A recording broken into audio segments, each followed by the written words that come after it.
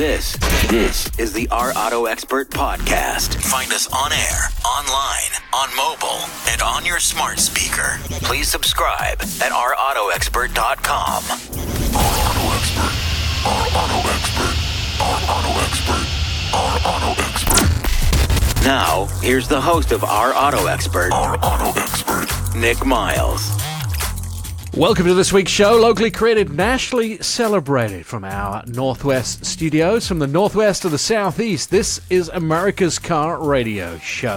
If it has a throttle, we'll feature it on air, online, on mobile, or on smart speaker. This is Our Auto Expert. I'm your host, Nick Miles, along with Truck Girl Jen. And Megan is here from MummyTravels.net as well for the whole show this week. It's been a whirlwind 2 weeks. I have been traveling everywhere. It started off with the Lincoln Aviator trip. Then it went to Pebble Beach Concours d'Elegance, which is where the rich and famous go. I managed to sit in Kris Jenner's car. She bought a new Rolls-Royce Cullinan. And then I also went to Ojai, California for the Subaru, and Banff, Canada for test drive of Volvo. So I'm pretty dizzy this morning. Have you guys got any Dramamine? Do you know what time zone it is? I actually do have some Dramamine. You do? Is that because you have to sit next to your son while he test drives cars? Yeah, somewhat. You should drive with Jen. She's pretty sensible. Thanks. You don't go crazy. You have these big, powerful trucks, big, powerful cars, and yet you drive like a mature lady. I've driven with Jen. Unless you make me mad. Oh, well, there's a red flag. Megan has driven with me. Oh, yeah. When? When was this? We went to a Toyota event where we drove a Toyota Prius all-wheel drive. Prius, all right, there you go. And then we also drove the RAV4. Which RAV4 was it? The Adventure, I'm going to guess, because you were on ice. The Adventure was there. It was. Were you on ice? We did the Adventure and the Limited. You drove on ice, didn't you? Yes. Yeah. And our instructor hated me. He loved her, hated me. No, Is that true? The first instructor. The second instructor liked you and hated me. Yeah. Oh, well, as long as the hate is even, Yeah. I guess we're all good. Worked out pretty good. They did spread it around quite well. Spreading the hate, Megan and Jen. I'd like to emphasize that this was not someone from Toyota that was doing this. Oh, yeah. It was someone else. Yes. All right. Well, that's good. Hang on a second. We're going to lean up and turn your mic over because you're quiet. So, car stuff. I really enjoyed the Lincoln Aviator. It has some amazing new features, including phone as a key. No longer do you need a key. You just have your phone in your pocket. You walk up to the car. It greets you. It kneels, so it lowers itself so you can get in. It turns the lights on. The mirrors come out. It welcomes you into its warm, embracing arms. But the coolest feature in this vehicle is the fact that it has a button, and I stress the fact that it has a button on the door on the driver and passenger side, so you can just press it to turn on the seat massagers. And why is this amazing? It's amazing because usually you have to get knee-deep through menus to find the seat massaging. The second you hit that button on the door, the menu pops up on the center screen, which is, again, incredible because no longer do I have to have numb bum syndrome while I'm driving. Hit the button and you get that pulsating, massaging, finger-type feeling. You don't have real problems, Nick. I don't? No. Numb bum syndrome is not a real problem? That's not a real problem. If you've ever had to drive like 15 hours in a car. I had to drive 15 hours in a car with you. Would you have liked to... That's Mini Takes Estates you're talking about. Probably, yeah. Yeah. Would you have liked Yes. a back and bum massage? Yes, and you refused to give me. No. It would have been fairly inappropriate. I know. Plus, the car's just too small for that. So a larger car, it would have been fine, I guess. It's just, that's one of the great features. It has so many really cool features. It has this air glide, so it uses the cameras up front to look at the road and see a bump coming up and set the suspension so you don't feel it. I mean, that, again, is amazing. That is amazing. Why should your backside be bumped around when the car can then mitigate against numb bum syndrome, against bumps in the road? Again, I can't think of a reason why not. No, me neither. That's the first one. We can continue going. Banff I went to Banff to drive the new Volvos. Ooh. There was 4 of them. The new Polestar V60 and XC60, unbelievable. The XC60 is their wagon. I am back in love with wagon. Well, I was never out of love, to be honest. That's one of my favorite cars. The V60? Mm-hmm. It is amazing. I drove it down a mountain, and that was amazing. We drove it down a ski hill, Golden in Canada. I know there's a Golden Colorado, there's a Golden Oregon. I off-roaded in one of them a couple of years ago. Driving down the ski hill was great, but I will tell you, my hate for cyclists kind of went up a little bit. I didn't realize that you hated cyclists. Well, I don't hate, because I like to bicycle occasionally. I have never seen you on a bike. That's motor bicycle. What happened was I was driving down the hill, and these guys, they take the cable car up, they take the gondola up to the top of the hill, and then they come down with their mountain bikes, which is great. They come really fast. They're usually young, very fit individuals. Their cars are kind of somewhat their enemy. So as I'm bombing down the hill, by the way, the speed limit was 12 miles an hour, and I may have been over triple that. As I was bombing down the hill, the cyclists are coming down on there, or the off-road biking mountain bikers are coming down on their track. They may have been a little upset with me for the speed and the dust I was creating. Oops. Yeah, oops. You don't know them. It's not your problem. Well, they were shouting at me and throwing rocks, but, beside that, it was, we were okay. We had a good time. And then Pebble Beach, amazing. Got to drive the Lamborghini Huracan Evo Spider. Got sunburnt. You can probably look at my face right now and see I'm peeling. I'm still not quite over that sunburnt. Got sunburnt with the top down. Saw the brand new Bugatti. The one that sold out at $8.8 million. $8.8 million. Mm-hmm. They only made 10 of them. Yeah. What? Yeah. It's an $8.8 million car? Yeah, I know, it's gorgeous. People with money sometimes. Did you see the Pagani? Yes, I did from a distance. I saw the new Acura S, the Type S. Yes. Holy hell. Really? That thing is amazing. That's a car that I could actually afford probably when it comes to market. Okay, you have to tell everybody about the car this morning that we drove in on. Oh, the BMW 850. Yes. M850. I wondered if that was your car down there. Yeah, so I've been driving the M850i X-Drive, this convertible BMW.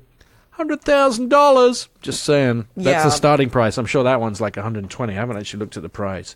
We're going to talk about... Well, we'll talk about that a bit later on.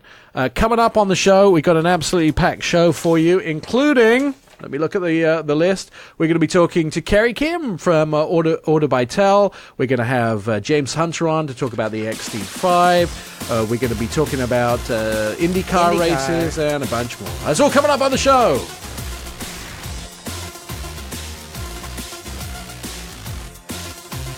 You're listening to Our Auto Expert.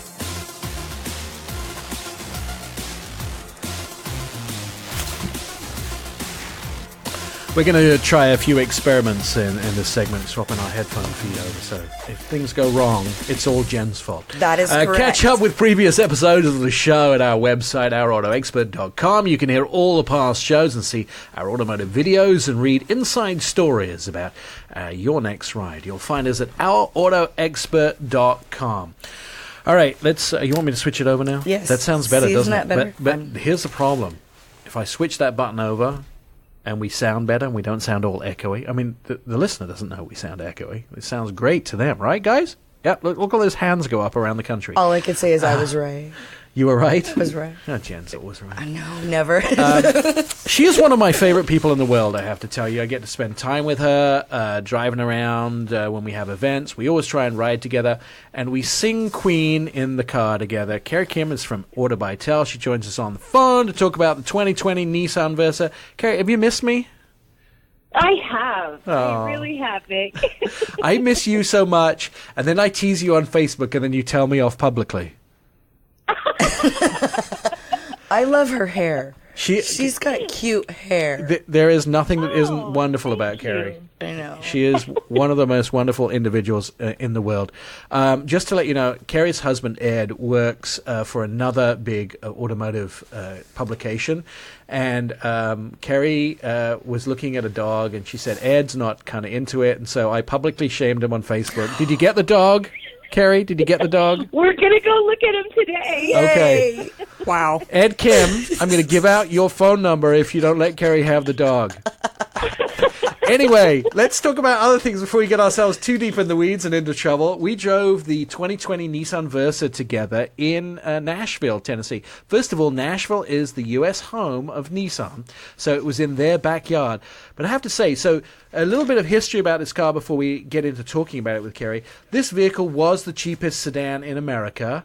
I guess we should say the most economical or least expensive. They've upped the price considerably by a couple of grand for this episode, this version of the car, the 2020 version. Carrie, is it worth it? I think it is.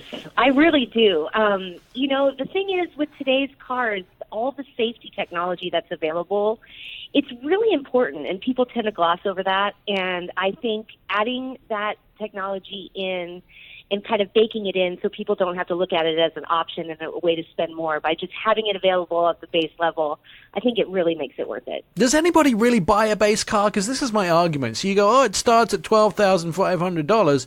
But the truth is, do people really buy the cars? I mean, I know Mercedes, accidentally a dealer ordered a base Mercedes-Benz, an 8-base S-Class, and they couldn't do anything with it because nobody's going to buy a base car, right? So do people, even though they say it starts at $12,000 or $14,000, does anyone really buy a base car? I mean, apart from city municipalities who probably buy base cars, does anyone really buy them?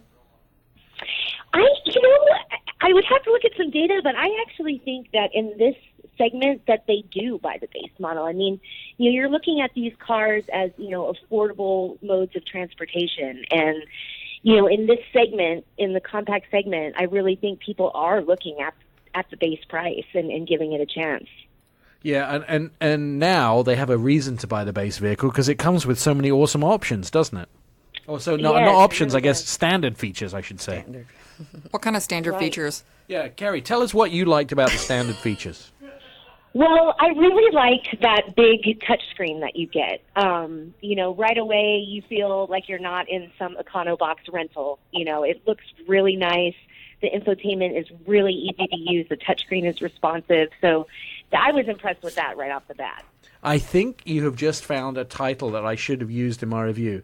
Not your average Econobox rental. Exactly. Well, you know how it is. We've all been in those cars before where you're just like, okay, there's 4 wheels and a steering wheel. I guess I'm okay. Yeah. Well, the funny thing you should say about that is I took my spouse to Hawaii for a birthday, and I rented a Mustang convertible. Yeah, it was basically 4 wheels and a steering wheel with a top that came down. That's what you got. It was pretty disappointing. I mean, it was a GT, so it means that it was the powerful engine, the V8, but it was pretty depressing. Exterior features of the car, they beefed up the design of the 2020 Nissan Versa and made it look kind of sexy. Yeah. She doesn't think it's sexy.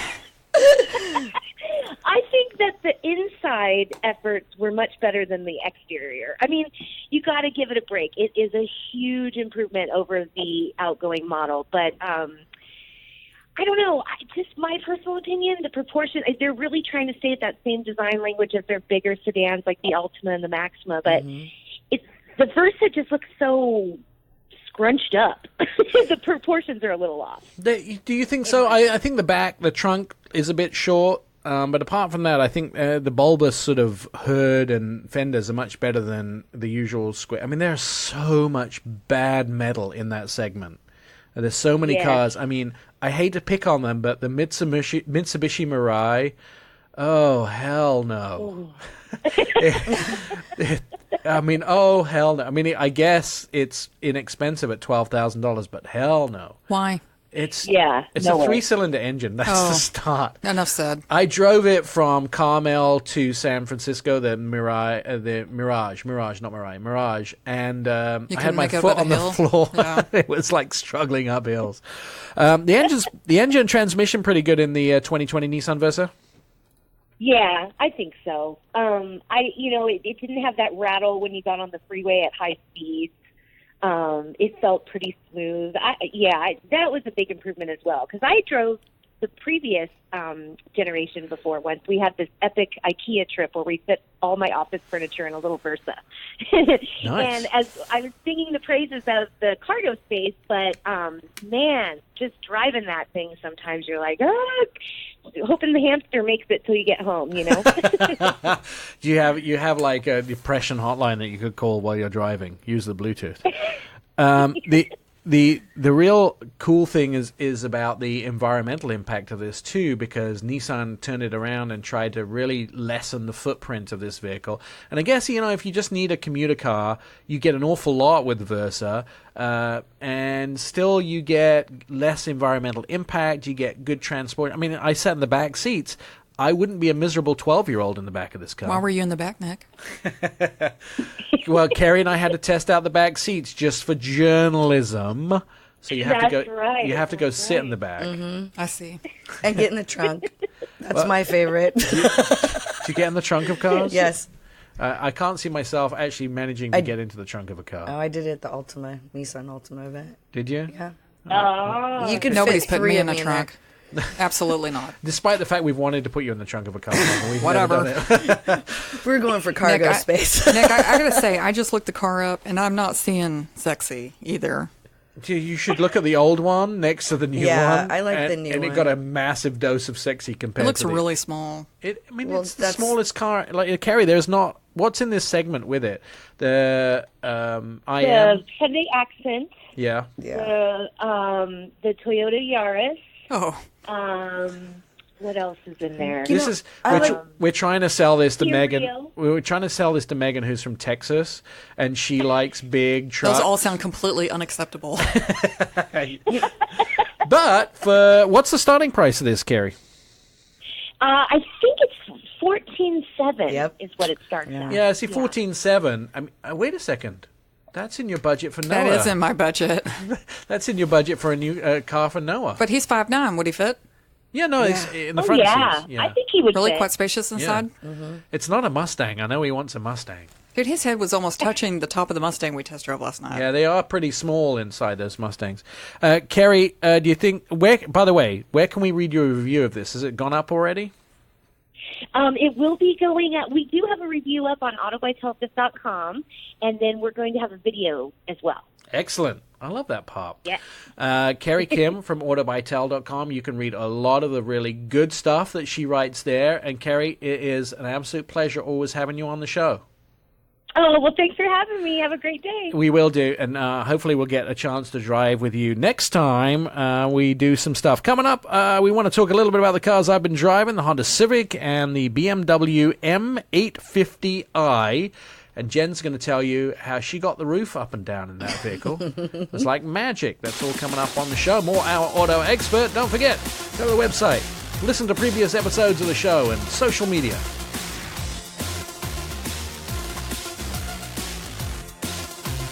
You're listening to the Our Auto Expert podcast. Welcome back to the show on Facebook, Twitter, and Instagram. Start a conversation with us at ourautoexpert.com or catch up with previous episodes of the show at our website, ourautoexpert.com. You can hear all the past shows, see our automotive videos, and read inside car stories about our next ride, your next ride, or anybody of your friends' next ride. We will find it all at ourautoexpert.com. Megan from mummytravels.net and Jen, Truck Girl Jen, in the studio.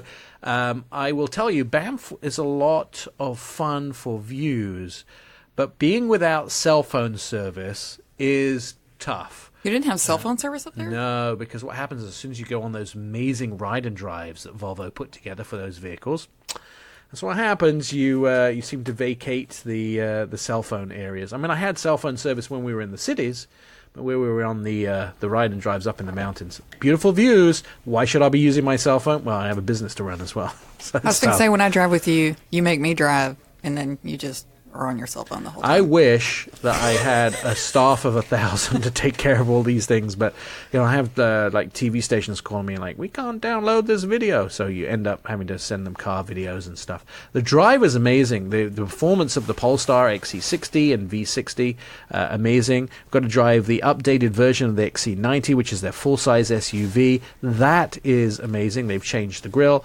They've updated some of the elements of the vehicle, new wheels, and then we also got to drive the Cross Country, which is the V60 version that's raised about an inch and it's got cladding on the outside. It's back. It used to be XC70 was the Cross Country, but now it's a V60 Cross Country. I would own either of the V60s, absolutely, hands down.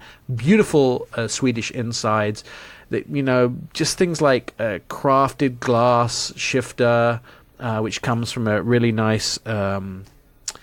I think it's a glass fashioning studio that's in Sweden that does it. So these vehicles are still the V60 put together in Sweden still, but the S60 is now made on the East Coast, so South Carolina, I believe. I like the way their seats are made.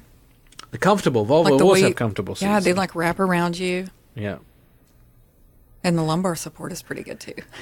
It's interesting that when Megan and I talk about cars, when Jen and I talk about cars, completely different. Yeah, I mean, what interests, especially when I talk to Megan, the first thing she goes to is there are vents in the back so my kids don't throw up, and is there enough places to plug in their phone? And I'm like, hey, does it go fast? Imagine a trip, Nick, where we drove across the state with them and they didn't have power or air. Oh my goodness me! Were you like wanting to commit some crimes against your children by the time you got to where you were going? It would be bad. It would just be a disaster. Is it? Your children are very vocal. You've taught them to speak up when they don't like something. Why, yes, I have. Which I don't like about your kids.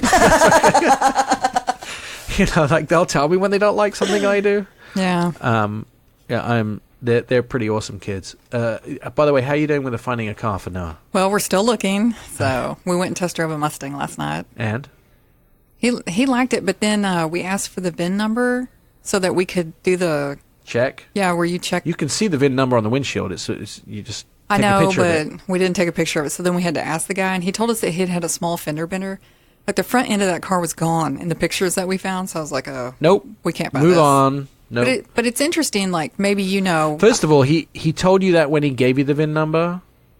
No, right before we went test drove it, he said that it had a small fender bender. Okay.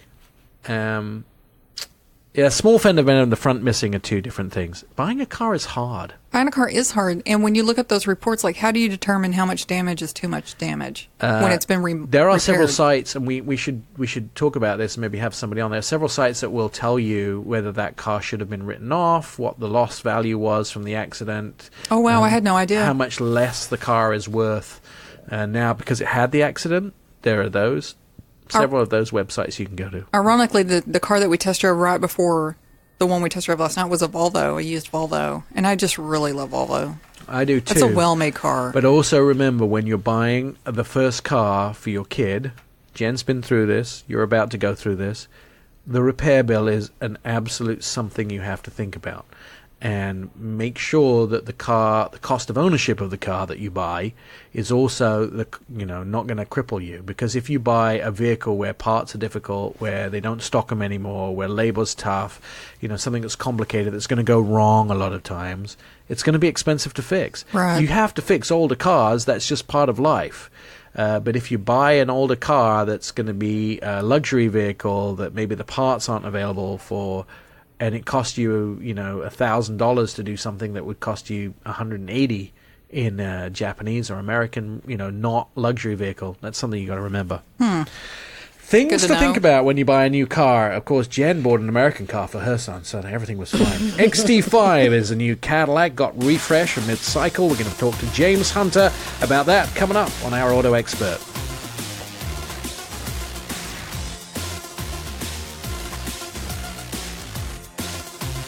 You're listening to Our Auto Expert. Welcome back to the show. Locally created, nationally celebrated from the Northwest and Southeast. This is America's Car Radio Show. It has a throttle. We'll basically talk about it. I had a lot of fun being in Washington, D.C. area, the vineyards of Virginia, driving the Cadillac XT5, which was a lot of fun. But at that time, I got to see the brand new Cadillac XT5 as well, which sort of was revealed at that portion to us. I mean, it's not the first time anybody's seen it, but this has been a very big winner for Cadillac. It's sort of that perfect size for most growing families to get into, and I actually probably would own one of these. I'm a big fan of Cadillac, and since sedans started to sort of drift away in popularity, Cadillac launched the XT5, followed by the XT4, and now the XT6, so they have a full lineup. James Hunter joining us on the phone. James, has the XT5 been a big hit for Cadillac? Oh, yes, it has, Nick. Hey, thanks for having me, and I'm excited to talk about the XT5, just as we were excited about launching the XT6. But yes, the XT5, well, we really launched the front-wheel drive version back in 2009, and it was bashed the SRX, okay? And we changed the name when we went to the C1 architecture for the 2017 model year, where we renamed it the XT5. But over the entire horizon, it's been Cadillac's volume leader, and it's been a workhorse for us here in the division.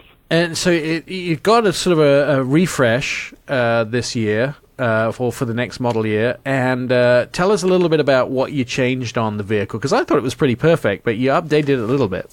Yeah, no doubt. We've been in this segment for a while now, so we took all the learnings over the life cycles. And for the 2020 model year XT5, we kind of focused around packaging, technology and features, and refinement. So for the model year 20, we offer a new package, what we call Sport, that goes along with the premium luxury. And then the Sport and the premium luxury models are differentiated by design elements, both exterior and interior, and then also from a performance standpoint as well. So we ushered out the new design language for the grills. So in 20 model year, you see a new interpretation of the front grille. We made the LED headlamps and the LED signature lamps and the LED corner lamps all standard.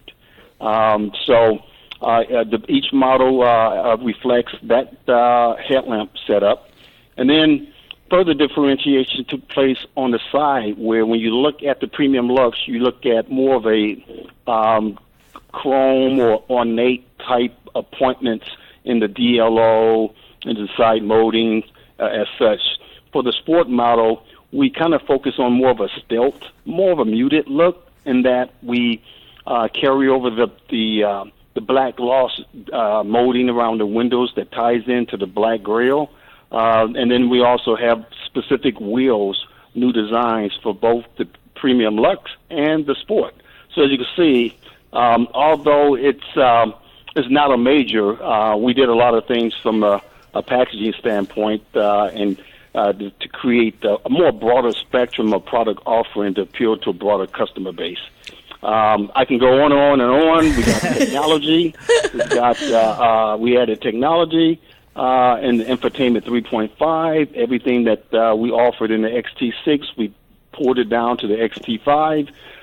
We also made a lot of safety features standard. For example, forward collision alert with pedestrian braking. The safety alert seat goes along with that. And we also have features like a telebeam that we made standard as well. A what? And then the refinement comes when we added the 9-speed transmission that allows a more smooth and predictable torque delivery, and it's just on and on and on. So we from a packaging standpoint, technology and features and refinement, we improved the ride and handling characteristics, provided more isolation into the cabin by putting in place noise abatement type initiatives. So although it's not overhaul, we took an already good product and made it better. I have 1,000,001 questions. First of all, Megan and Jen in the studio with us here, Sure. they wanted to know what IntelliBeam was because they don't understand what that is. Okay, wait a minute. Sure. Wait, I didn't say that. Oh no, Megan wants to know. Jen's now claiming that she's all good with that. It was me. Okay, you okay? It's just auto headlamps. It's automatically turns on your high beam headlamps and turns it off when oncoming traffic. So you don't have to activate the switch. What about your windshield wipers? I really like that feature because it rains where I live every day. Oh, the rain sense. Yeah. Yes, the rain sense with auto dry. It's the little things. The moisture and activates the windshield wiper, and then it also pump the caliper to dry off the brake caliper. Yeah. The drum to provide a. Megan likes it better when the car does everything automatically. She's much happier that way too, James. I will tell you that one of the things that Are you calling me lazy? Yes, I am calling you lazy on the air. One of the things I love about the Cadillac is doing is where it automatically pairs your phone with a near field communication in the XT6 and the Ford. Does it do that in the XT5? Yes, it does. Yep. We introduced it with you guys back in D.C., and XT5 features the same feature, near field communications, just by tapping the logo. Of course, you appropriately put your settings on, turn the NFC on in your phone settings, and just simply hold it up to the NFC, and it automatically pairs. It's amazing. So I get into these new cars all the time, and I always need to pair my cell phone. With the Cadillacs, I just basically tap my cell phone on the dash on where the sign is, and it pairs automatically. But you have an Android. Oh, it does it. It does it with anything that has near field communication. The thing about this is I use like Google Pay all the time and Samsung Pay. So I have my near-field communication turned on all the time. So when I tap it on the car, it just does the pairing. And I showed it in the video that I did of the car where we did it on the Fox Morning News stations. And everyone was just like, the anchors were calling me going, wait, when you get into a car, you just tap it? Yeah, you do. But for me, it's great because I get into when you have a car and you own it, you probably don't need to pair the car all the time. That is one of the features I love about it. One of the features I was hoping that Cadillac was going to filter out of the XT6 is the Super Cruise, which is pretty much the most advanced semi-autonomous feature, semi-autonomous driving. That didn't arrive in the XT5. Is there any sign that Super Cruise may drift out of the out of the CT6 in any time in the future? So of course, that's a very popular technology for us, and it's garnering great reviews. And then we announced the fact that XT6 will also feature, and we are understudying all the opportunities where we can deploy this technology. And at this time, we have no announcement outside of what we've just announced, but suffice it to say that it definitely everybody in the world wants it, James. I'm just telling you. Yep. I get it, and that's a good problem to have. We're working and trying to prioritize and execute, and I'm sure there'll be more discussions and announcements. So. All right, I'm going to hold my breath until you do it. I'm just going to hold my breath until you do it. He's not going to do it. So, James, didn't you add a different engine this year? Oh yes, yep. We we added a 2-liter turbocharged motor, and this engine is offered as the standard motor on our luxury model and the standard motor on our premium luxury model. So we're excited about this new engine that we will be offered. Not on sale just yet. In another few months, we have it in the market. And then, of course, we have the proven 3.6 that's been well received since we launched the XT5. And then again, we married both motors with the General Motors 9-speed that's new for Cadillac. and it's just a great pairing for both powertrains. I don't think many people realize that having a 9-speed makes so much of a difference to driving. Like, it's so much smoother. You hardly notice the changes. Right. Yes, it provides a broader bandwidth for the development team to really tune in that driving characteristic that you come to know as a pleasurable experience. Predictable torque deliveries, linear, smooth, responsive, and then they're able to tune in different driving characteristics if you get the premium luxury, or then if you get the sport, which features the twin clutch sport control all-wheel drive system with the chassis damping control. It just allows them to really bring it home in terms of developing the optimum vehicle dynamic setup. One of the things that's funny for me is that because cars like Cadillac are getting so good now, that people can be worse drivers and you don't notice so often. Yes, good point. Good point. That twin clutch active drive control, it kind of makes up for some mistakes if you don't hit the corner right, the apex, and got the right throttle and the right thing going on in these terms.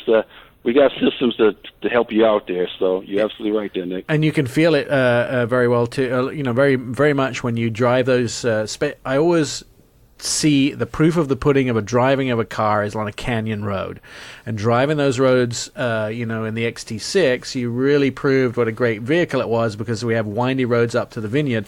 I haven't driven the new XT5 yet, and I haven't test drove that new engine, but I'm sure that's going to be a surprise too. And I have to tell you that I'm a big fan of blacking out vehicles now. It's sort of the super fashion, doing either bronze or black on a vehicle, and I love the fact that you're doing that in the sport now, because it appeals to sort of a younger generation. The older generation tends to like the chrome, and the younger generation likes the black. And it's funny because my spouse likes the chrome and I like the blackout, so I painted the wheels black on my SUV.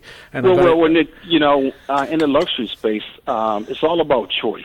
Yeah. And if you plan in that universe, you want a palette so people can pick something that best fit them, and allowing us to appeal to just a broader customer base. And the sport and the premium luxury models allow us to do that. Excellent, James. Where can we find out more about the XT5? Well, Cadillac.com for starters, and you would find more about the all-new, the powertrain, as well as the new technologies and the new packaging that we announced for both the XT5 and XT6, and any other Cadillac products that you may be interested in. So, Cadillac.com. Super Cruise, come on, Super Cruise. We want to see that in those vehicles. James. Yep. It's a great pleasure having you on. Thank you for joining us today. Thanks for having me. You bet. And of course, thank you. You can go to our website, ourautoexpert.com, and you can see the video that I did in the XT6, and probably your local Fox station will have it on their website as well. You can see that. I do enjoy what they've done, and seems to have come a long way with a lot of the technology in those brand new vehicles. Coming up on the show, it's packed for the next hour or so. We're going to bridge the news, and then we're going to talk about Formula IndyCar. We're going to talk about fun facts. We're going to have one of the drivers on. That's all coming up on the show.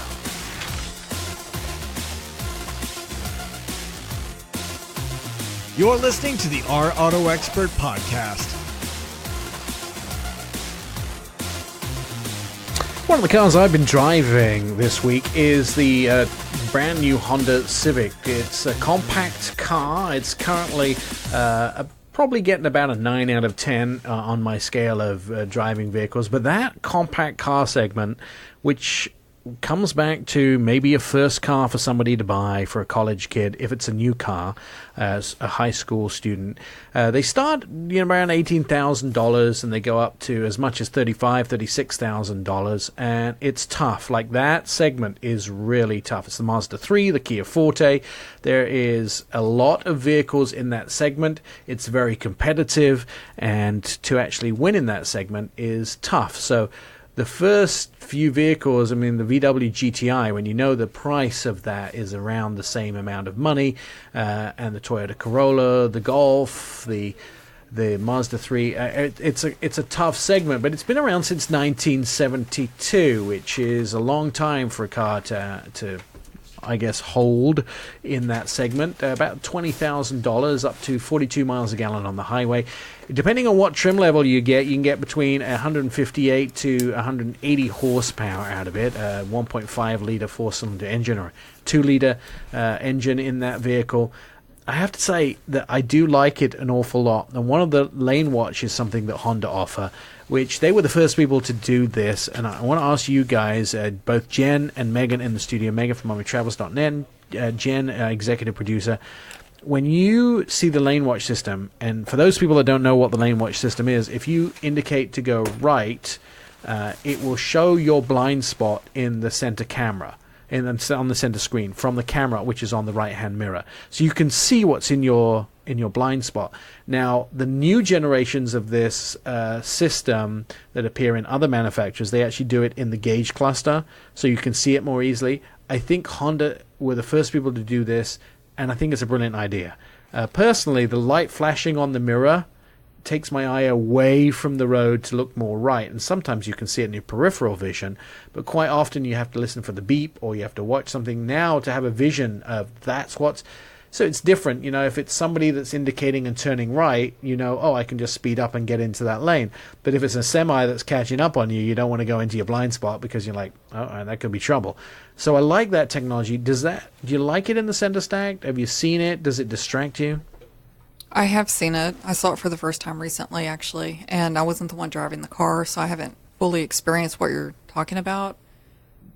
I mean, it seems like a good idea, but I could also see where it'd be a really bad idea. I mean, I think that, there's the beep and there's all those sort of things that come with it and the flashing light, but I like to kind of know what's there. And I'm horrible with my mirror placement. So when I drive with race car drivers, so when I position my mirrors, they don't want to see any of the car.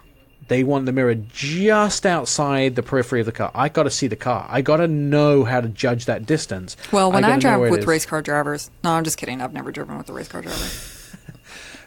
All right, your kid's not a race car driver? No. All right, just saying. I personally like it in the mirror, on the side. You did a little. I think because you're used to looking at your mirrors. Okay, most I agree people, with that. But you're a single mom who likes trucks, so you're just not average. Well, and I have a car too. Right. A Camaro. But yes, I always like to look in the mirror. But what I'm trying to say, Jen, is you're kind of hardcore. Okay.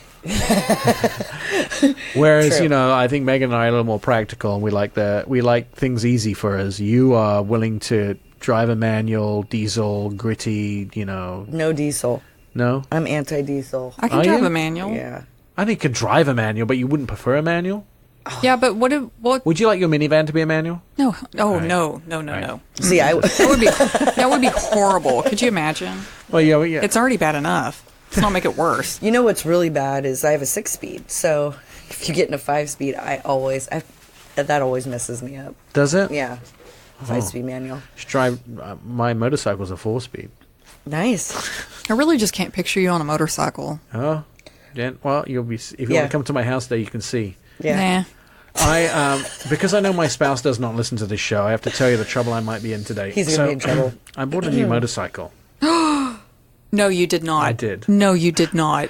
So this makes number 3. Oh my gosh, does he know? No. Oh my gosh, Nick, I cannot believe you've done this again. I may be in trouble. I was in the car with you the last time you ordered a motorcycle and didn't tell him, and it got delivered, and you forgot it was getting delivered, so he had no idea what was happening. Do you remember this? It was not good. Okay, anyways. Oh, no! Hey, Nick, let's tell him about the car that you're driving downstairs. Wait, is it going to be delivered today? No, I'm going to pick it up. But I'm dropping one of the other bikes off to have it serviced, so I kind of have some wiggle room. No, you don't. Well, I think I will come over. I think I'll record this so everyone can see the fireworks. I don't know how to do this. Is he listening? I'm going to just say it's a loaner. You can't lie to him, Nick. So messed up, man. Just tell him the truth. It's not right. Okay, can we talk about that car downstairs? All right. You sure you want to, Jen, before we do this? Yeah. Are you sure? Yes. Because I've been messing with you all day. Are you serious? I've been waiting on this. I've been waiting on this for Oh, and you knew about this? Yeah. Okay. I'm ready to go home now. You suck. So we have this BMW M850. And it is Not gorgeous. Cool. So not cool. And Jen, I said, Jen, just tell it to put the roof down. She told it, and it put the roof down. You're mean. It's not voice activated, though, Jen. I was pressing the button in my pocket. You're rude. It was kind of fun, though. But you know what? You should tell BMW to get on it. Get a voice activated voice roof down. activated. So Yep. it's a convertible. It's the M850i X-Drive convertible. And Jen's been saying, BMW, put the roof down, and it's been going down. And she's like, this is incredible. Every car manufacturer should have this. And I was just pushing the key in my pocket. You're rude. You want to hit me right now, don't you? Nope. You want to slap me? Nope. I think it was cool. It did it anyways. Except I think I messed it up because it's in the parking lot outside the radio station in Adelina, and I'm trying to close the window now, and it won't do it. I'm pressing the button. So now It's not going. It's done. That's what you I get. broke it. every manufacturer needs to have that voice activation For the roof to go up and down. for everything. Open the door. I'm taking my parents to dinner tonight, and Where are you going? they want to go to an Indian restaurant, and I'm wondering if you think my parents would sit in the back of that car. I don't have and any sit- plans. Just saying. Yeah, I'm sure you don't. Can you take me to dinner, please, Nick, tonight in the BMW M850i X-Drive? I'm available. There isn't only 4 seats in that car. That's fine. So It's just Noah and I this weekend. You sit on my parents and my spouse and you. Oh, I see. Yeah, does that? You could Whatever. ride the motorcycle. I don't know how to drive a motorcycle. You could take you and Noah on the motorcycle. Why didn't you take the motorcycle course? What motorcycle Every course? state has a motorcycle course. It's a weekend drive. All right. Is it free? This is a whole other segment. Coming up, we've got more Our Auto Expert stuff. We're going to be talking to more people. And Anton Wahlman, our crazy investor, he's going to be up soon. Oh, boy.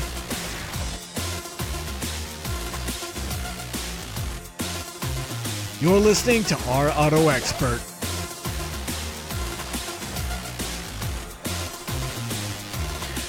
Welcome back to the show. Nationally created and locally created, nationally celebrated from the Northwest to the Southeast. This is America's Car Radio Show. And if it has a throttle, you're definitely certain we'll be talking about it. I'm your host, Nick Miles. Truck girl Jen is in the studio, and Megan from mummytravels.net. I have been pleasurably satisfied by Oh, my gosh, man. by all the amazing Lexus and Toyota vehicles to come out. First, there was the Supra. Well, not first. I mean, last there was the Supra, which is a pretty incredible piece of machinery. And then they have come out with some very cool vehicles to add in to the Lexus lineup, which includes the Lexus RCF Track Edition, which I saw unveiled at a recent auto show. Joining us on the phone, Chad Deschenes from the Lexus College to talk a little bit about this vehicle. So, Chad, I understand that there is only one single version of this car in the United States at this moment. Is that true, or do you have others here? Well, I'm not hearing Chad. It's a no. Hey, Nick. Oh, there you go. Nick. Sorry, we lost you there for a second. So in the RCF Track Edition, yes, we have 50 of these coming to the U.S. But you only have one here right now? We have a couple now. Okay. They're available that we have actually at our performance driving school. So you actually get a chance to drive this if you don't get to be one of the lucky owners. Ooh, where's that? That's being held at Laguna Seca, where we're the official pace car at that track, and we're really excited to be there because it actually helped with a lot of the development story on the vehicle.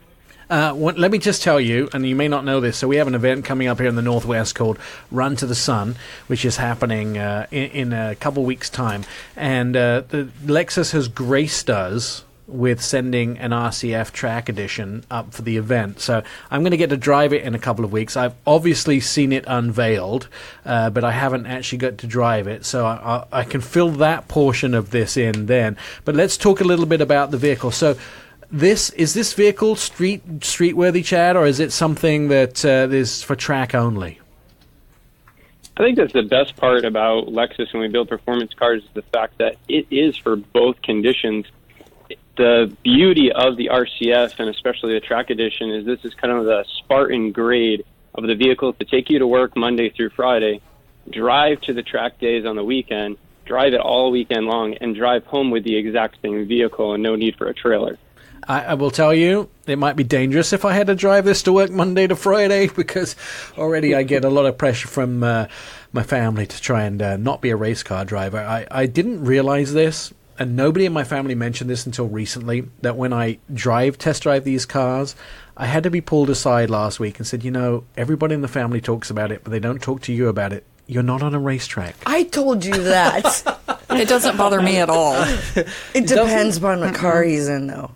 If I was in, like the Supra or the RCF Track Edition, would you ride with me, We flew across Kansas. Did I ask you to slow down one time? No, Nope. we didn't. I think we were doing like 120. Nope. But it depends upon if it's a stick shift. I had coffee all over the front of me one time with Nick. But this is a beautiful car. Yeah, tell us. So let's talk a little bit about the specs of the vehicle, because it's quite an upgrade from the regular RCF, right, Chad? Absolutely. So you start off with that beautiful 5-liter V8, 472 horsepower with 395 pound-feet of torque.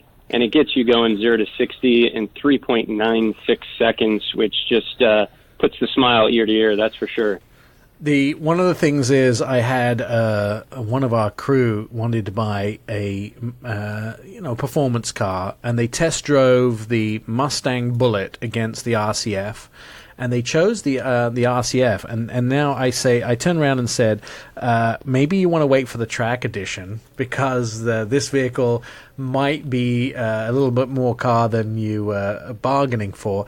It is a performance car through and through. Lexus, not super known as a performance brand, but you've been coming out with more and more performance cars as times have been going on, and getting known for this sort of racetrack feel, right? Absolutely. It's all about that linear feel in the vehicles that we're really focusing on, especially with this version of the RCF. We really wanted to have a real good connection between man and machine, so to speak, with the vehicle. Like, for example, the rear differential on the Track Edition is an advanced limited slip differential, while on the regular RCF we do also offer a torque vectoring differential, which kind of allows the computers to decide how much torque to put to each rear wheel. What they wanted on this vehicle for the Track Edition, the designer and Takumi master drivers wanted you to be in full control of the rear end of the vehicle. So all depends on how much throttle input you put in, is how much fun you have going around the corner. This is a whole, you're opening up a broad bunch of questions. By the way, if you could hear the groaning and the sighing through that interview, I had to turn Jen's mic off because she's looking at pictures of it right now, and I thought that somehow she got a really delicious cupcake or something. I can hear all these groanings. I want this car. It's beautiful. Well, maybe I'll have to trade the Camaro in for this. No. I think you may have to. Yeah, really. So, well, wait till you've driven it at Run to the Sun. Yeah, that's true. And then you can. Is that a carbon fiber hood too? Yes, it is. So you actually have carbon fiber everywhere on this vehicle, even in parts you can't even see. Carbon fiber hood, carbon fiber roof, front splitter, side splitters, rear diffuser. You also have the rear brace behind the back seat is all carbon fiber, including the actual bumper support bar that helps you in the rear of your vehicle. That's actually carbon fiber integrated with aluminum. And it's all about weight savings in this vehicle. Give you the most out of this car as you need when you're driving it, whether it's to work or on the track. So let's talk about the painful part, because I'm sure this isn't going to be cheap. Yeah, actually, it's not too bad. Let's talk about money. Yeah, so the RCF Track Edition, you're looking at, first off, find one out of the 50 that are available across the U.S., but just over $96,000. Well, that's not bad. I mean, I could have an LC if I can't get the RCF Track Edition. It's about the... which is an unbelievable vehicle itself. Right. But, I mean, it's, So why 50? Because that seems like... Is it going to be 50 a year, or is it just 50 period? So for this year, we do have 50. Moving forward, we always are looking at where the demand is and what people are looking for. The 50 units was looking at the manufacturing behind this vehicle to where we think that this resides in the U.S. Because painstakingly, everything on this vehicle, right down to the exhaust, the attention to detail over the regular RCF is just to a whole new level. the exhaust system, for example, is actually all hand put together and hand built without machines. And at some point in the future, if we put enough pressure on you, like calling your home number, Chad, you might talk to Lexus about building maybe some more of these, because are they all sold out already? That I'm not 100% sure if they're completely sold out. I do know the ones that have already arrived are all sold. We Right. still have some coming in through the end of the year. However, one gentleman actually here in Dallas, he actually bought 2 of them because he loved it so much. Oh, well, that's greedy. Can't he just It is. share the love? If you want to see videos of this car, by the way, there are some online, and it is pretty phenomenal.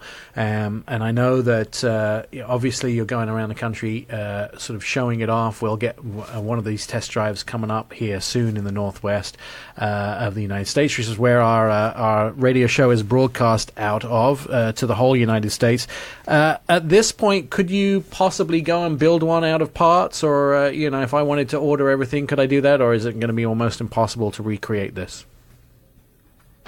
So as far as recreating it, this is a special design built right from the manufacturer. So there's a lot of parts that you'd have to replace a lot. All right. If you had the standard RCF to go to this version, it would take you quite a while. All right, I'm just, I'm thinking of workarounds in case I get hosed and don't get one. But there you go. Well, we're going to test drive one. I know, we're going to test drive one. We'll have to talk about it. Chad for sure. Deschenes from Lexus College, thank you for joining us today and making us drool over the new RCF Track Edition.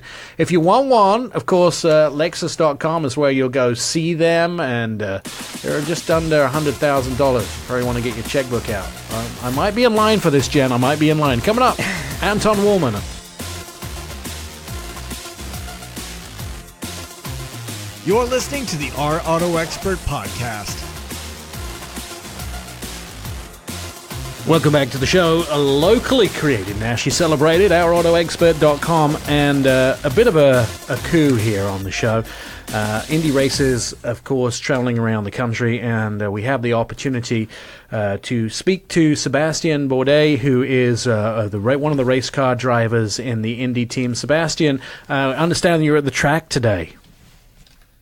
Yeah, we're in St. Louis racing tonight under the lights at Gateway. So it was a bit of a too loud of an environment for a little bit to call you guys. So I was a bit behind. Have you? Do you have to wear hearing protection when you're in the vehicles because it's so loud?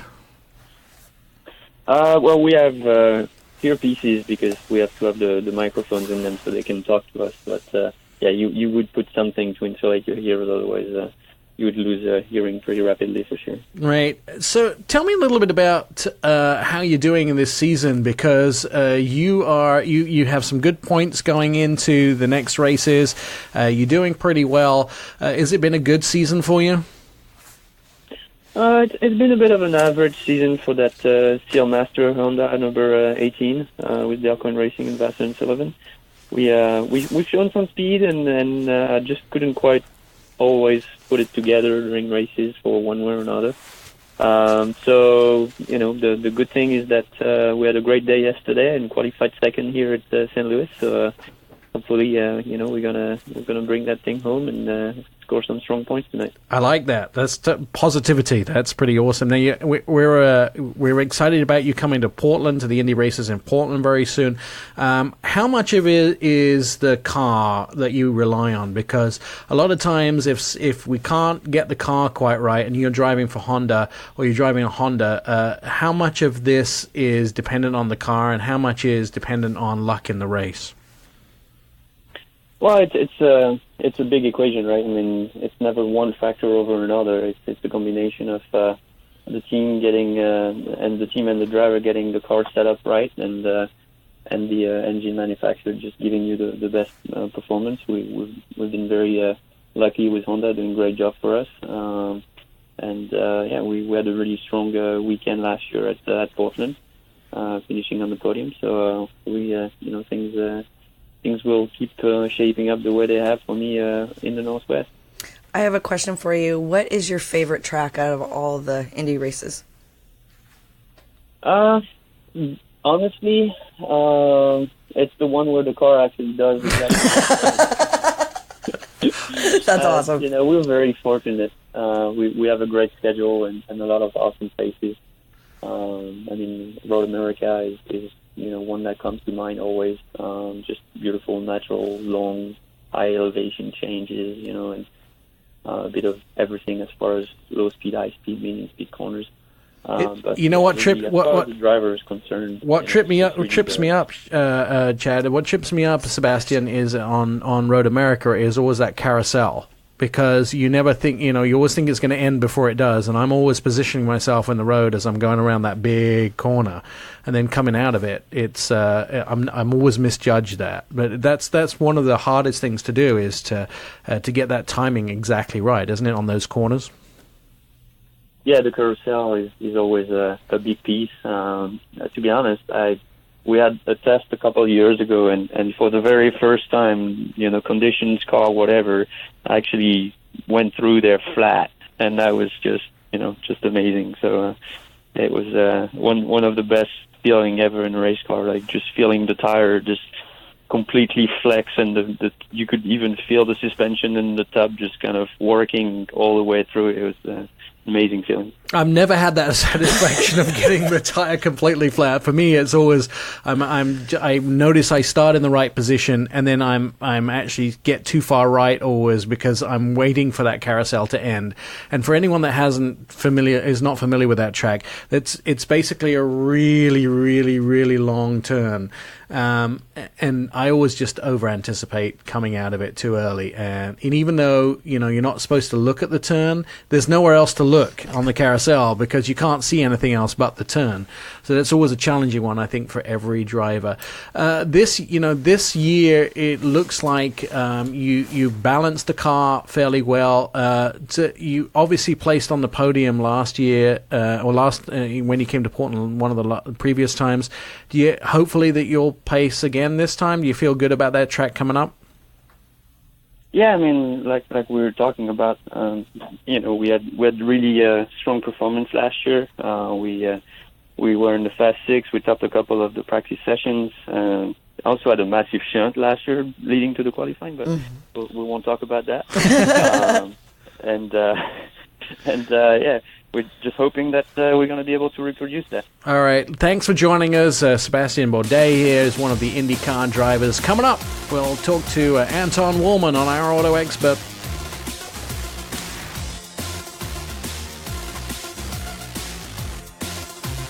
You're listening to Our Auto Expert.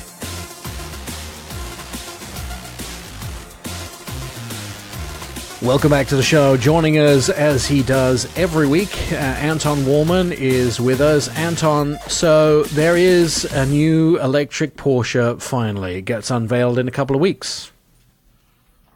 That's right. The Porsche Taycan is lifting the covers on September the 4th, and we will finally get to see what they've been teasing for well over a year already with various performance examples for endurance and speed and acceleration and all that they've been providing to us in sort of gently camouflaged units, and sort of the final interior pictures are just starting to hit pretty much this week.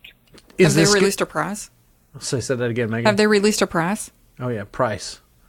No, they have not, although they've been hinting that the U.S. price is going to start somewhere in the low $90,000 range, so say $92,000 or something like that. That's been sort of the hinting, but really until we see the final price and what is really included in that, I think we're just going to have to wait another week and a half for that. Is this going to be competitive enough to unseat some of the existing electric cars?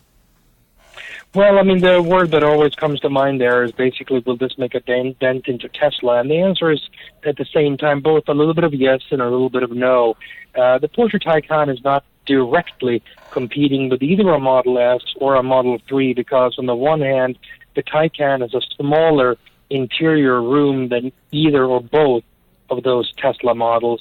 Yet at the same time, it is going to be starting at a higher price than the Model S, which is already starting at a fairly high price in around the mid-high 70s. So they're really selling this as more of a premium vehicle, which is going to have a far more luxurious interior and also be able to have some of those performance attributes that Porsche buyers really care more about, such as the ability to repeat numerous times consecutively aggressive acceleration and to have, of course, superior handling. Do you think that Tesla will respond to this with announcing move forward of their new performance versions, or are they just going to take it on the chin?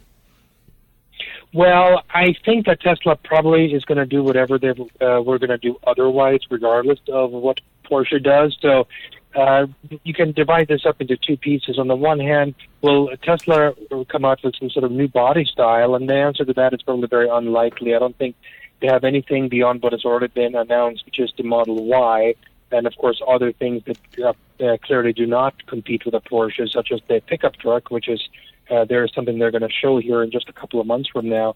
So those things are not really Porsche competitive as such. Now, inside of these vehicles, will they come out with higher performance versions with stronger motors that output more power and maybe can lower the acceleration time? I think the answer to that is yes, but I don't know exactly how much or when.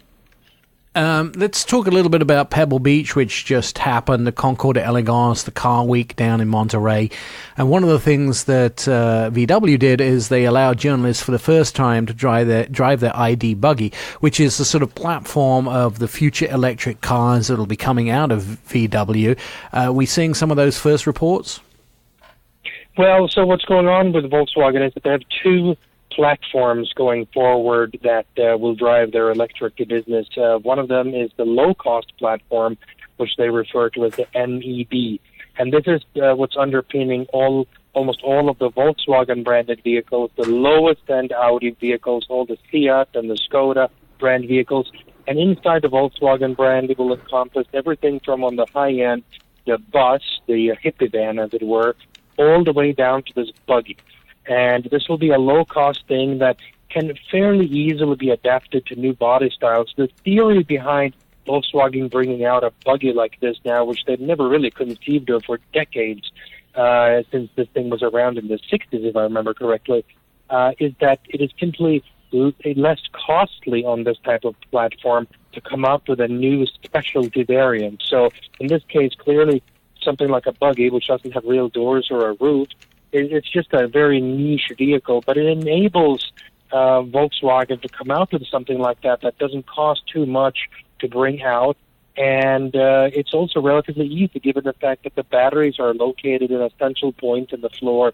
So with respect to things like crash standards, crumple zones, and so forth, it is not as difficult to engineer such a vehicle compared to a regular electric engine. All right. I mean, I'm kind of looking forward to that happening as well. There are a few vehicles now that are, sort of luxury brands that are pushing more towards the electric. And we've had a lot of things like the Hyundai Kona Electric and those vehicles coming out, but even some high-end brands that are talking about futuristic electric vehicles like Pininfarina. And those companies, some sort of indication that Lamborghini might have something in the future. Is there a separation right down the middle? Because it doesn't seem like sort of family cars are going to be very electric. It seems like we still have the small utility vehicles and then the sort of performance end of vehicles, but there seems to be a large gap of vehicles missing in the middle. Well, I think that in the very beginning of the transition to electric vehicles, I think that is more of a coincidence than anything else, because at the end of the day, the automakers, the volume automakers, are going to have to meet the quotas that they are being forced to do by the various governments in the various regions around the world. And there's no way to meet those quotas unless they essentially electrify the vast majority of the range. Maybe not every single subcategory, every single one is going to get an electric vehicle in the next 3 to 4 years, but I think it'll be very, very close. And you're going to see, for example, what Toyota showed about 2 or 3 months ago. They showed a series of family vehicles that they are going to come out with starting in as soon as about 2 years from now, 2.5 years from now.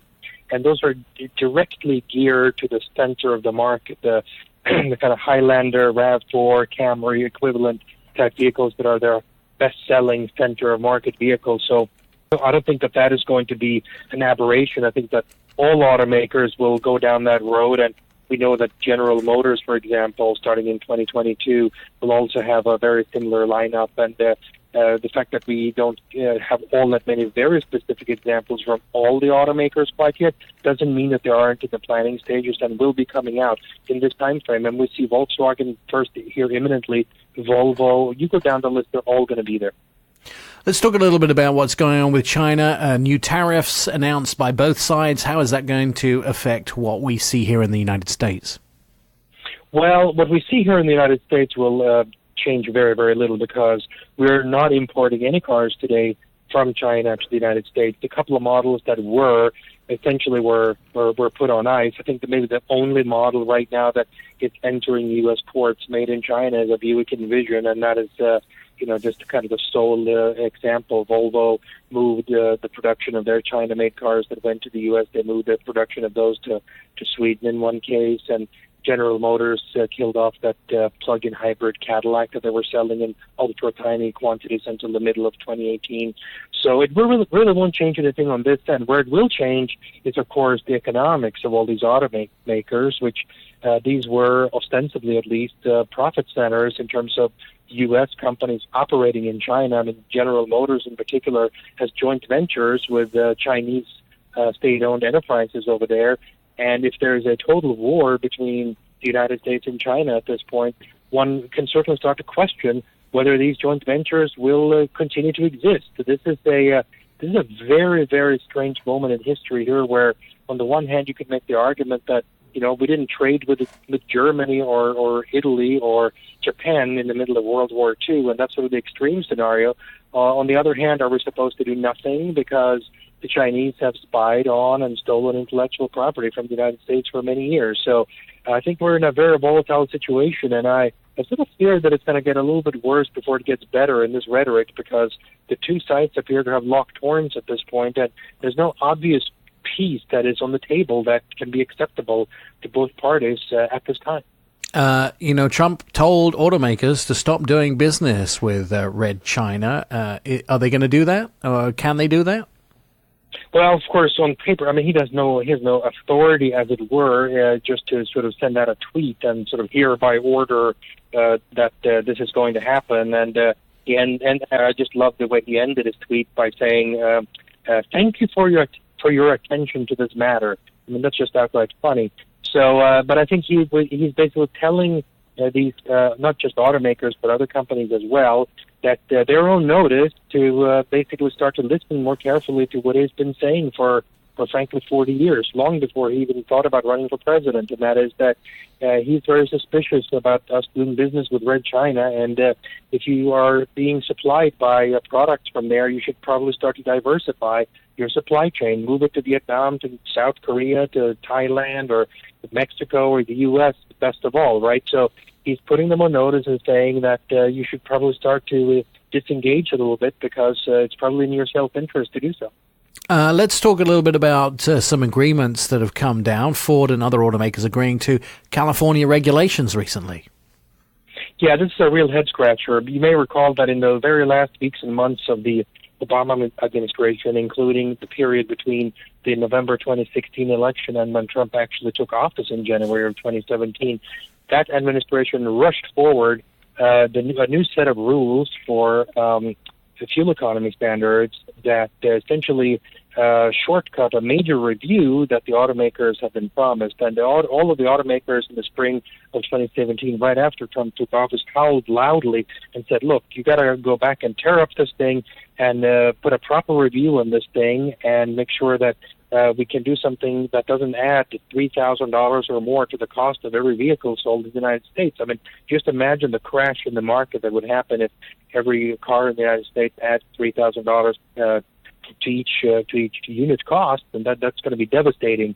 So what happened? Well, the administration did just that, and they came out and said, look, we're going to freeze these fuel economy standards at the 2021 level. So they'll move forward for another 2 years with the plan that was in place, but there won't be any further increases through 2025. And now what happens is that a few automakers, including most prominently Ford, went to California and said, all right, we surrender. We're going to accept your standards, which are even higher than that. And they seem to have forgotten that they were complaining about just this not even a full 2 years ago.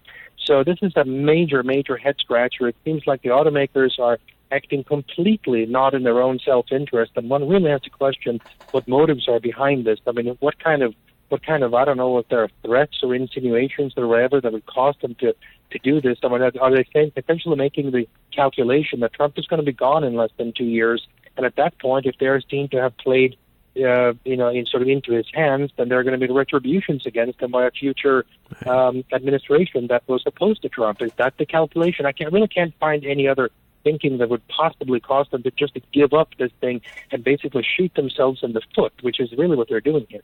All right. Anton, where can we read most of your stuff? A majority of my stuff is published on Seeking Alpha, and also you can find me on thestreet.com. All right, Anton Wahlman is our independent investor and analyst, and he joins us every single week. Megan, how close are you to getting Noah a new car, your son? Well, I think it's going to be this week. You do? Yeah, we're running out of time. He's got to go off to college. I've said the last thing for the last 3 weeks and still haven't done it. I went shopping with him one day, which was great, exciting, except for the girlfriend part. That was pretty painful. Oh, come on. It was tough. Our auto expert, thanks to Megan from MommyTravels.net, and Jen, our truck girl, has been in the studio all day. Catch up with previous episodes of the show at our website, OurAutoExpert.com. You can hear all the past shows, see our automotive videos, and read inside car stories on your next ride. You'll find it all at OurAutoExpert.com. Until we see you next time. I love you. You're really nice.